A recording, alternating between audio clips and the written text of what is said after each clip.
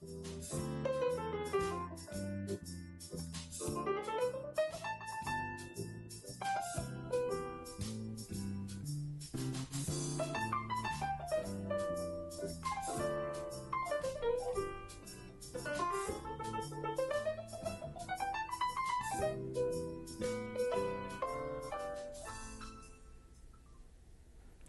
this is Arts Alive, and my name is Courtney Terry.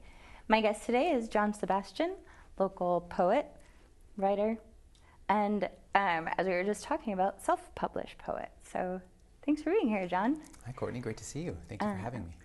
I've gotten to hear a few of your poems at the library's poetry night, and they're wonderful, and Thank you. I appreciate the emotion that you bring in. When you read, you can tell that your emotion's there. And I don't want to say it's a performance, because I feel like the emotions involved can be real, but very well. Oh, and so, thank you, how long have you been writing poetry? Sure. I would say it is a performance. In my undergrad, I used to get into, how would we say this? Playful arguments with my school peers about how I used to say all poetry should be performed, not sort of read from the paper, but to each has their own style and content. So thank you for saying that. I try to perform them. I've been writing for quite a while. So I started shortly after high school. So this would have been 2003, 2004. I always did well in my English classes throughout school, and just kind of started put to the pen to paper, as it were. It was a lot of free verse, a lot of, expression, some stream of consciousness. And then all throughout schooling, it took me a while to finish, and I won't bore you with my career trajectory, but in my undergrad in English literature, so this was about 10 years later, 2014, I had a teacher kind of as a mentor who just really took me under her wing and showed me a lot of Victorian literature, a lot of the hero's journey, the creative writing process. So that was a really prolific time where most of the poetry in my first book here, Jettison, the Apothecary, I self-published that in 2023, that winter, that January. So it's really a collection of about 20 years worth of poems. Wow. Yeah, so it's just an exhilarating experience. There's quite a bit that's involved in self-publishing, not just the content, but the editing, the typeface, collaborating with friends of mine, artists who helped me with the covers. We can speak to that later if you like. But yeah, so pretty much since high school, I've been writing. My second book, Oh, How We Fall, is a collection of short stories that I published earlier this year in March. And that has been very fun. Some of these stories were nuggets of ideas that I wrote in a much earlier place in my or younger place in my life. A lot of it was finished in a whirlwind over the past year, and it's really been neat. In both cases, to some degree, they've been compilations of work that have been have been with me for a really long time. And it's been so humbling and so exciting to actually get them bound, get them out, and get them in front of people. And I just really enjoy it.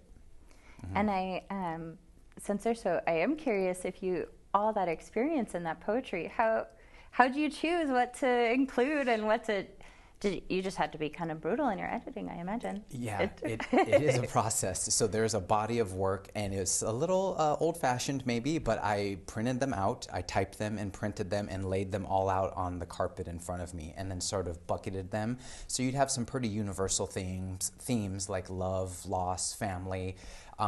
Personally, I don't mind sharing. I struggled with alcohol for a period earlier in life, so the kind of journey through that and the redemption and finding faith on the other side, a lot of that is in both of my books here.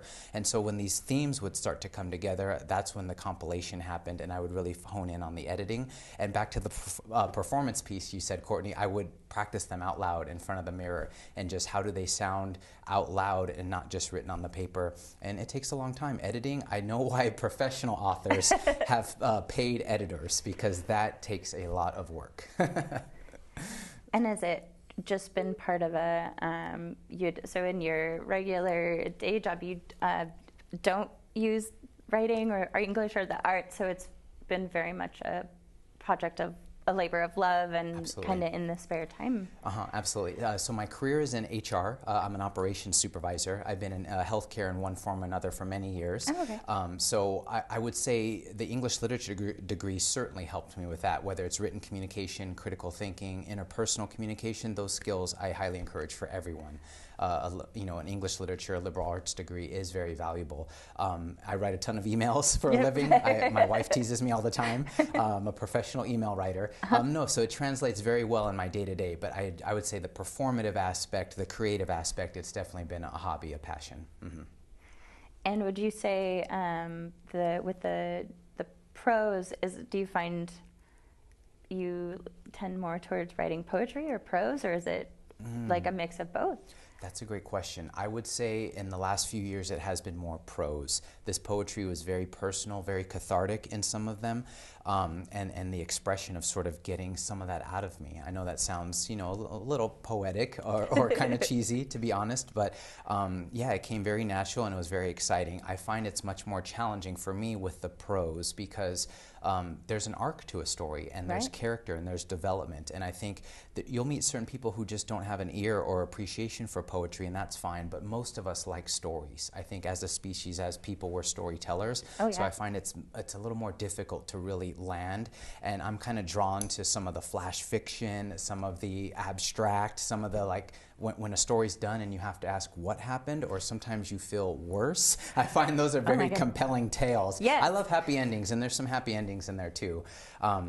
But yes, I would say recently I've been much more focused on prose. I'm currently working on a project which is a play script, and then I also have a novella that similar to these works here, I've been sitting on for a while. Because inspiration takes time, and it's not my day job. So yes, more in the last few years I've been focused much more on prose and learning, stage direction and how to craft a play, because these are all completely different literary works, from poetry to prose to stage production. And so again, very humbling, a lot to learn. Yeah, well, and that's kind of incredible that there are, and the connections are there in that there's, as you said, stories and words.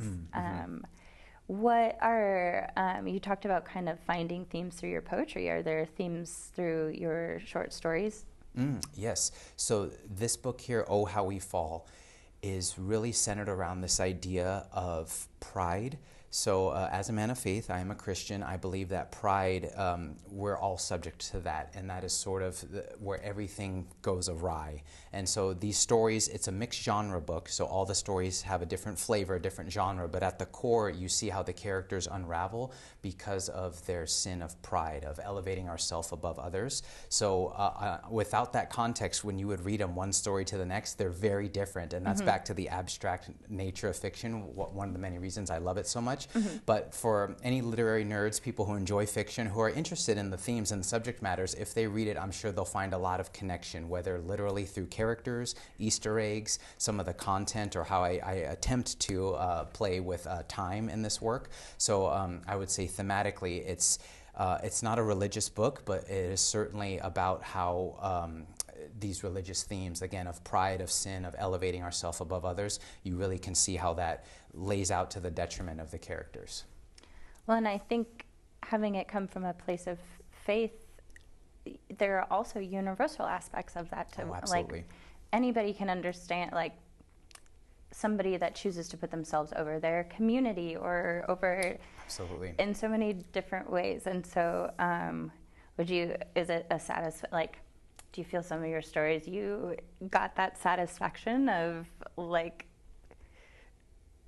somebody who is so prideful and being able to write those stories so that, almost like answering that, I don't know if I'm trying to say what I'm trying to say, but I would feel that would be really fulfilling, to be able to kind of take these situations where sometimes in life there is no justice and it can be so unfair, sure. And people who shouldn't be able to use their pride to elevate themselves can. And so writing stories where the good guys win and there's a happily ever after. Absolutely.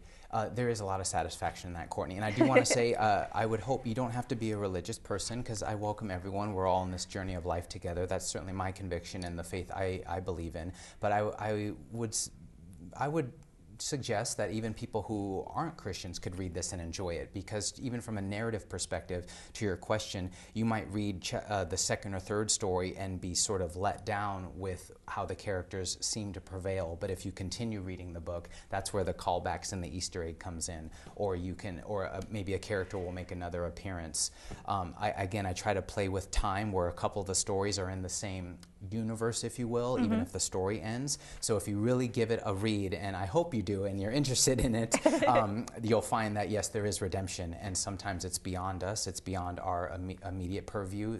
Awful things happen to all of us. I would say it's very humbling, but even through that trial and struggle, when it's true, at the end it's better. We don't always feel that in the moment. We can't always see the ends of these actions, but we're all connected, so that's why it's important not to elevate yourself above others, because what you do does matter to other people. So a long-winded way of answering your question, there is redemption. It is very satisfying. And I hope people, if they read it, will be able to put some of those connections together. Yeah, and you had mentioned using kind of different genres. How did you decide kind of which story had which genre, or how did it speak to you, I guess? Yeah, that is, when you find that answer, please share it with me, Courtney. It's difficult. I know it's kind of a non-answer, but it kind of just comes. It just manifests. Of a lot of friends of mine who are artists who are much more talented than me, whether it's writing or a visual artist, it's hard to describe where inspiration or ideas come from. When it's done, if art is ever finished, I would just, back to the poetry, laying it all out on the carpet. I did a similar exercise. I would say, this is magical realism. This is science fiction. This is like a fantasy for a fairy tale for adults. And then when I would just have a shorthand of what the genre could be, that's when I would start to lay it out. Okay, so if I'm going to read this from start to finish, how do I have a more grand narrative arc, if you will? And it's very difficult. So a couple things stories didn't make it in here, or it took some rewriting.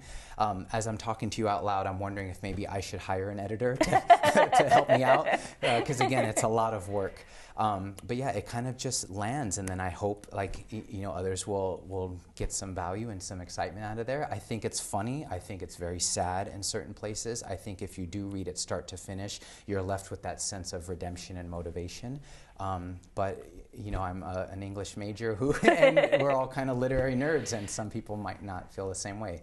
But yeah. No, I think especially when it comes to short story, it's exciting to kind of take each story as its own individual thing, but then, yeah, it's the joy of an Easter egg, like getting to see, like it makes the reader feel more connected to it. Absolutely. That it makes oh, I remember that 20 pages ago I read, and it's as a reader, it's an exciting feeling. Absolutely, that's my hope, because they are short stories. Some are more traditional length, some are less than 300 words, flash fiction, and I really try to play with doing more with less in certain cases, but you're absolutely right, short stories is different, because if you're used to a 1,000-page fantasy novel with many, many, many characters, this is not necessarily that, but there's still literary tropes, there's still scene, and there's still, as I mentioned, how the stories kind of speak to each other, and you get the freedom to do that in a more compilation type work.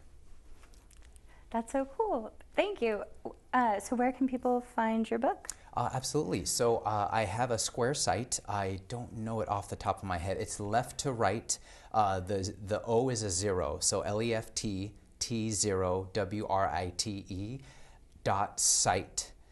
Oh my gosh, I should know this by heart. We'll have it available. Okay, great, thank you, yes. It is a Square site. There'll be a quick description of the book, and it'll be available for you if you're interested. That's so cool, and I'll have to get a copy for the local library. Oh, absolutely, okay. But, and then I guess just as we're wrapping up here, Jon, I wanted to ask for anybody else that's watching that has work that they would be interested in self-publishing, what would you say to them? Oh, absolutely. I don't know if I can plug the actual printing presses I used or mention other companies, but I can give you an overview. So it's very helpful to research things like ISBN numbers and the Library of Congress and the U.S. Copyright Office. These are critical. In my research, I found there are packages out there on certain large platforms, I'm sure you're aware of them, where they'll do a lot of this for you at a premium cost, but generally speaking, you don't retain a lot of the rights to your content, and you're sort of bound by certain terms of production or distribution. Personally, although it's more challenging and there's much more steps involved, I found a lot of satisfaction on doing it myself, and again, retaining all the rights. So I would say a quick research on ISBN numbers, the U.S. Copyright Office, so you can own your content, and then finding local printing presses. If it's okay to mention, I can share the one I used. It's called Book One. They're based out of New York. They have a very intuitive website where you can upload all of your content, and they work with you to sort of curate it. If you choose to have an editor, that's critical. My English literature degree really helped me with that, but mirror margins, editing, typeface, obviously proofreading content. You want to have your work really ready, I would suggest, before you sit down to think about publishing. And then the visual artists, these are great friends of mine who have helped me. I can't speak on how they achieved this. I gave them sort of ideas and collaborated just with words, and they put it down visually, and it was so stunning. So I'm sorry, I can't speak to how they created the cover art. Yeah, other than that, I would say just read out loud, share with others. If you have an audience, nothing's done in a silo. It's helpful to have someone who can be critical with you and graceful to help you kind of steer where you're going. And I would say take chances. Art is so much about expression, and there isn't necessarily a right or wrong. There's craft, and certainly there's things that'll work better than others in terms of methods and applications, but really just putting yourself out there in an expressive way, and don't worry so much about if it hasn't been done before or if it's as good as the people you admire. I have influences that are so great, and sometimes it can be stifling when my work is nowhere near as good as theirs. And I think putting yourself out there and being okay with the rejection. Admittedly, I don't know many people outside of my schooling that liked poetry. So when I published my first book, people weren't as excited as I was, and that's because poetry is a little more archaic. The short stories, again, people were storytellers, so I got to say, and maybe just because this was my sophomore attempt versus my freshman attempt, but yeah, you'll never know what people are going to be drawn to or not. So there's just some humbling, and give yourself grace through the process. Wow. Thank you, John. That is incredible advice.